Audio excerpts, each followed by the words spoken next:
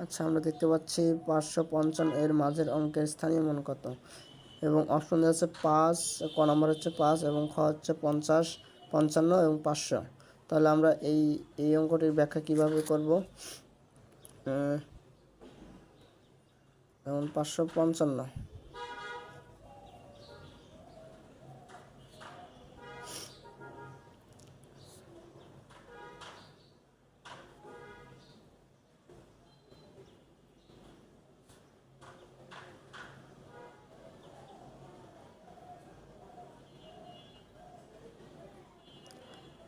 সঠিক উত্তর হবে 50। 50 কেন হলো? অর্থাৎ হচ্ছে 55, 555, অর্থাৎ একক, দশক, শতক। প্রথমের ঘর হচ্ছে একক এবং মাঝখানের ঘর হচ্ছে দশক এবং শেষের ঘর হচ্ছে শতক। তাহলে সঠিক উত্তর হবে 50।